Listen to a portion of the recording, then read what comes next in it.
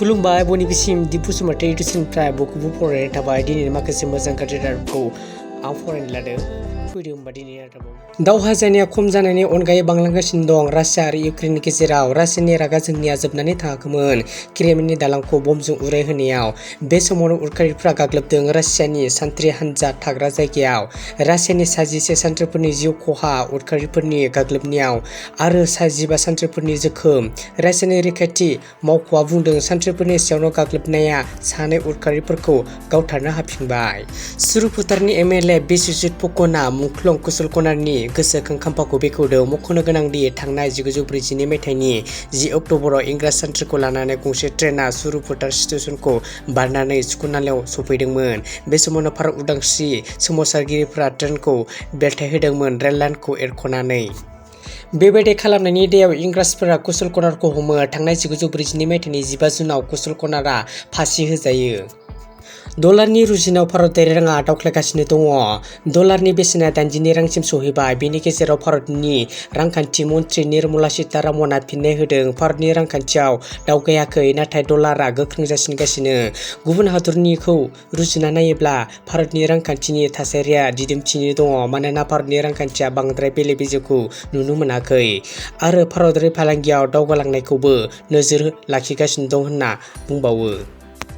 आसाम पुलिसनि गोख्रों नायबिजिरनायाव हमनो हायो गोबां बिबांनि गान्जा थांनाय मोनानि समाव सुराइबारि पुलिस लोगोआव आसाम पुलिस त्रिपुरा सिमायाव थानाय आसाम पुलिस जथायै नायबिजिरनायनि गेजेरजों बियो जाफुंसारो मोनथिनो मोननाय बायदिब्ला त्रिपुरा रायजोनिफ्राय फैबाय थानाय गंसे ट्राकखौ नायबिजिरनायनि गेजेरजों ट्राकनिफ्राय गोबां बिबांनि ड्रामाव सोनानै लाबोनाय गान्जाखौ हमनो हायो बेबायदिनो ट्राकनिफ्रायनो गासै 2400 केजिसो गान्जाखौबो हमनो हायो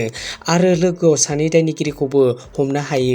सानै 200 सुबुंफोरनि गोथै देहा बोखांदों मोनसे देहा फाहामसालियाव पाकिस्ताननि पान्जाबाव थानाय गंसे देहा फाहामसालियाव बे जाथाया जायो मोनथिनो मोननाय बायदिब्ला मुलताननि निस्टा देहा फाहामसालियाव बेबायदिनो गोबां सुबुंफोरनि सेवनाय गोथै देहाफोरखौ दोनखुमायोमोन होनना मिथिनाय जायो पान्जाबनि गिबि मन्थ्रि चौधुरी जयान खाजूआ जेब्ला निस्टा देहा फाहामसालियाव दावबायहैदोंमोन बेबायदिनो गोबां सुबुंफोरनि सेवना थानाय गोथै देहाफोरखौ नुसनो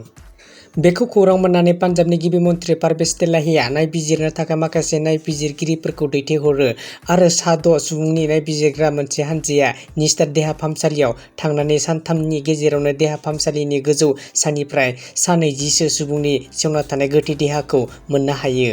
वमेन्स 2020 एशिया कापआ थांनाय 1 अक्ट'बरनिफ्राय जागायनानै 15 अक्ट'बरसिम खुंफुंजादोंमोन बेबायदिनो गेलेनाया बांलादेशनि सेलहुदाव खुंफुंजादोंमोन बिनिनो जोबथा बादायलायनाया थांनाय सानखालि जानानै थांबाय जोबथा बादायलायनायाव भारत हादरनि आइजोफोरनि क्रिकेट गेलेग्रा हानजाया श्रीलंका हादरनि आइजो हानजानि गेजेराव जादोंमोन आरो बे जोबथा बादायलायनायाव भारतारि आइजो क्रिकेट हानजाया देरहासार जानो हायो भारतारि आइजो हानजाया श्रीलंकाखौ 8 उइकेटजों फेजेनो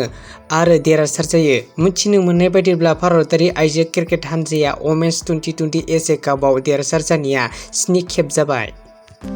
लोगोफोर दिनैनि माखासे मोजां गाज्रि रादाबखौ आं बेखिनियाव दोनथ'नाय जाबाय नोंथांमोना दाबो आंनि दिपु समाथारि इउटुब चेनेलखौ साबस्क्राइब खालामाखैब्ला अननानै साबस्क्राइब खालामदो लोगोसे आरो बेल आइकनखौबो थुनो दाबाव